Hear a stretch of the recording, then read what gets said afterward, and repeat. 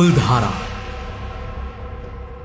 एक ऐसा गांव जिसे एक रात में लोगों ने ऐसे छोड़ दिया जैसे वहां पर पहले कुछ था ही नहीं। आखिर कौन सा राज छुपा है इस भूतिया गांव में जो इसे बेहद रहस्यमयी बना देता है, और क्यों इस गांव में आज भी कोई नहीं रह पाता? चलिए जानते हैं आज के इस एपिसोड में। तो हेलो गाइस, मैं हूं कौशिक और चलिए शुरू करते हैं एक और नए एपिसोड को। दोस्तों, आज भले ही कुलधारा गांव पूरी तरह से वीरान क्यों ना हो, पर यह हमेशा से ऐसा नहीं था। मतलब कभी ये राजस्थान के समृद्ध गांव में से एक हुआ करता था जहां पल्लीवाल ब्राह्मणों का राज हुआ करता था, जो कि अपने ज्ञान, कला और विज्ञान के लिए बहुत मशहूर थे। कुलधारा और इसके आसपास के 84 गांव पानी के सूझबूझ भरे तालाब और नालों से घिरे हुए थे। और आपको ये जानकर हैरानी होगी कि राजस्थान के रेगिस्तानी इलाके में भी पल्लीवाल ब्राह्मणों ने ऐसी व्यवस्थाएं बनाई थी ना कि पानी की समस्या कभी भी ना आए। अब गांव में खेती इतनी समृद्ध थी कि लोग धनवान थे और उनका जीवन शांति और सुख समृद्धि से भरा हुआ था। मगर ये शांति ज्यादा दिनों तक नहीं टिक सकी क्योंकि किस्मत ने कुछ और ही तय किया था। देखो, कुलधारा जो कभी फल फूल रहा था, वहाँ सब कुछ तब बदलने लगा जब जैसलमेर के दीवान सलीम सिंह की नजर कुलधारा पर पड़ी। सलीम सिंह एक अत्याचारी और लालची व्यक्ति था जो अपनी ताकत का गलत इस्तेमाल करता था। उसने गांव के प्रधान की बेटी पर अपनी नजर डाली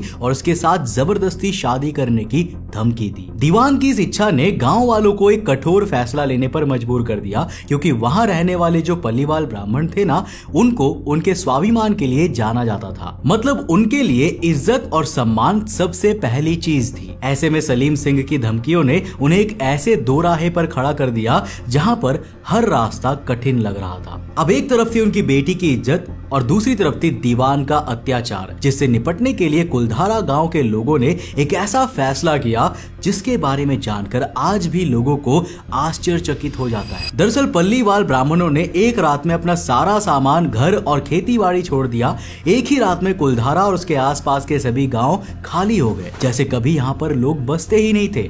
अगले दिन जब सुबह हुई तो हर तरफ सिर्फ वीरानी और शांति छाई हुई थी और आज भी बरकरार है। खैर, ये तो कहानी हो गई कुलधारा के खाली होने की, लेकिन क्या ये सब कुछ सिर्फ दीवान सलीम सिंह की धमकी के कारण हुआ था, या कुलधारा का खाली होने के पीछे कुछ और भी कारण था? अब वैसे तो इस सवाल का जवाब आज तक कोई नहीं दे पाया है, पर बहुत सी थियरीज है जो इस रहस्य को समझाने की कोशिश करती है, और हर थियरी में एक अलग किरदार और ट्विस्ट है जो इस कहानी को और भी गहरा बना देता है। अब इसमें सबसे पहली और सबसे मशहूर थियरी कहती है कि गांव से जाते वक्त पल्लीवाल ब्राह्मणों ने कुलधारा को श्रापित कर दिया था। ऐसा माना जाता है कि उन्होंने अपनी इज्जत और स्वाभिमान को बचाने के लिए ये गांव छोड़ दिया, लेकिन उन्होंने अपने साथ साथ इस जगह को भी श्रापित कर दिया। उन्होंने कहा था कि जो भी इस जगह में वापस आएगा उसका बहुत बुरा हाल होगा। ये कहानी लोगों के जहन में कुछ इस तरह से घुल गई कि आज भी लोग इस गांव को श्रापित मानते हैं और यहाँ बसने की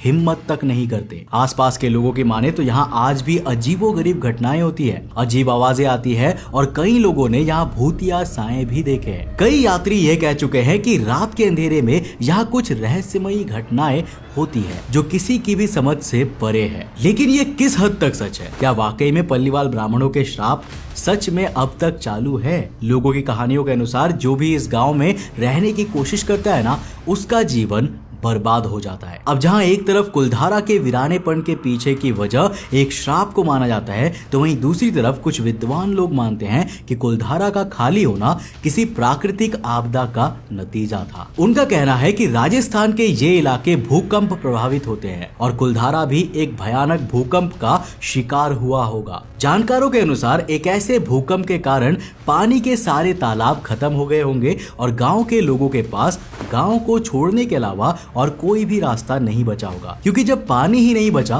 तो खेती बाड़ी मुश्किल हो गई और लोगों को अपना घर छोड़ने पर मजबूर होना पड़ा। हालांकि कुलधारा के खाली होने के पीछे एक थियरी ये भी है कि ये राजनीतिक दबाव और सामाजिक अशांति का नतीजा था। मतलब कि सलीम सिंह सिर्फ एक शादी की धमकी नहीं दे रहा था, बल्कि उसका अत्याचारी व्यवहार और लोगों पर जबरदस्ती टैक्स लगाना भी इस तबाही के पीछे था। दीवान सलीम सिंह अपने शासन का गलत फायदा उठाकर लोगों पर जबरदस्ती पाबंदियां लगाता था, उनसे ज्यादा टैक्स वसूल करता था और जो लोग टैक्स देने में असमर्थ थे ना, उनका जीना मुश्किल कर देता था। कुलधारा के लोग जो कभी समृद्ध और सुखी हुआ करते थे, अब अपने जीवन के लिए संघर्ष कर रहे थे। और ऐसे में जब पानी की कमी के साथ साथ उन्हें अत्याचारी राज का भी सामना करना पड़ा, तो उन्होंने अपना गांव छोड़ने का फैसला लिया। आज के समय में कई रिसर्चर्स कुलधारा के रहस्य को समझने की कोशिश कर रहे हैं। उनका कहना है कि कुलधारा के वीरानी के पीछे कोई भूतिया कहानी या श्राप नहीं है, बल्कि साइंस एंड रिसर्च के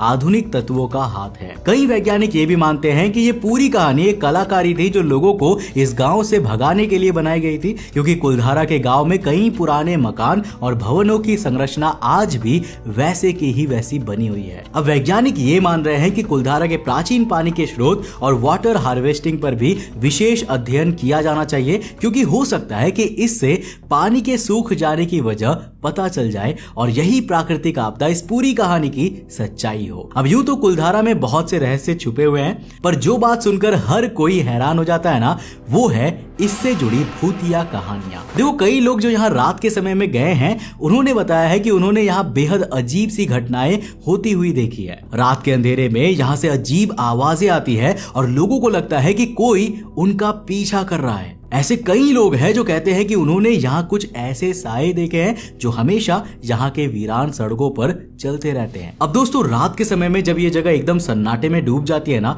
तो ऐसा लगता है जैसे कोई शक्ति यहाँ पर बस गई हो। और इसी वजह से कई लोग कुलधारा को राजस्थान की सबसे भूतिया जगहों में से एक मानते हैं। यहाँ की हवेली और प्राचीन मंदिर अपने आप में एक अजीब से ऑरा को दर्शाता है और लोग यहाँ आकर ऐसी ही भूतिया अनुभवों को महसूस करते हैं। अब कुलधारा गांव ने बहुत से देसी विदेशी पैरानॉर्मल एक्सपर्ट्स का ध्यान भी अपनी तरफ आकर्षित किया है और शायद यही वो रीजन है जिसके चलते दूर दूर के पैरानॉर्मल इन्वेस्टिगेटर्स कुलधारा गांव आते रहते हैं। अमूमन ज्यादातर पैरानॉर्मल इन्वेस्टिगेटर्स यहाँ कुछ ज्यादा खास महसूस नहीं कर पाए, पर कुछ नामी गिरामी पैरानॉर्मल इन्वेस्टिगेटर्स है जिन्होंने कुलधारा में वो महसूस किया है जो आपकी भी रूह कपा देगा। एक पैरानॉर्मल इन्वेस्टिगेटर के अनुसार उसने यहाँ पर चलती हुई परछाई देखी है। दूसरे के मुताबिक उसे कुलधारा में रात के समय भूतों की डरावनी आवाजें सुनाई देती है और ऐसा महसूस हुआ है जैसे आत्माएं आपस में बात कर रही हो। अब दोस्तों, कुलधारा के सुनसान रहने के पीछे की इतनी सारी थियरीज जान लेने के बाद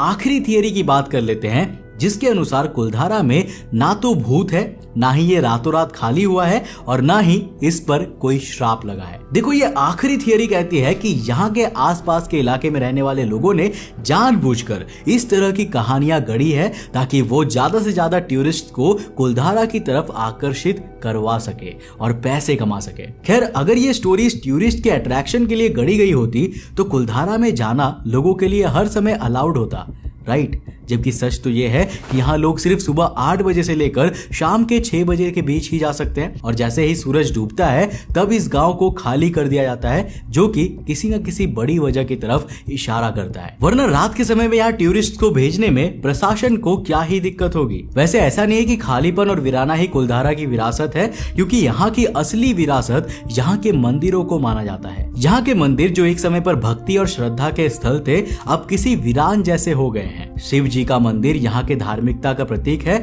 और मंदिर की रचना और इसकी भव्यता पल्लीवाल ब्राह्मणों के समृद्ध इतिहास को दर्शाता है। लेकिन अब ये मंदिर सिर्फ एक यादगार है जो उन दिनों की याद दिलाता है जब कुलधारा खुशहाल हुआ करता था। आज भी जब कोई कुलधारा जाता है तब उसको यहाँ के प्राचीन मकान और मंदिर देखने को मिलते हैं। अब दोस्तों, कुलधारा के हर मकान के पीछे ना एक कहानी है, मतलब एक ऐसी कहानी जो बताती है कि कैसे लोगों ने अपनी जिंदगी यहाँ बिताई और कैसे उन्होंने अपनी संस्कृति और विरासत को संभाला था। कुलधारा के रहस्य और कहानियों ने इस गांव को एक अजीब सा छलावा बना दिया है। आज भी ये गांव अपने राजों को छिपाए हुए है और शायद ही कभी हम इस गांव के सच से पूरी तरह से रूबरू हो पाएंगे, मगर तब तक के लिए कुलधारा हमारे लिए एक रहस्यमय गांव ही बना रहेगा। वैसे दोस्तों, क्या आप में से किसी ने कभी कुलधारा को विजिट किया है या फिर आप में से कोई उसके आसपास के किसी रीजन में रहते हो? अगर हाँ, तो नीचे कमेंट सेक्शन में अपना एक्सपीरियंस जरूर बताना। अगर आपको वीडियो पसंद आया और कुछ नया सीखने को मिला तो इस वीडियो को लाइक करने के साथ साथ अपने दोस्तों के साथ जरूर शेयर करना।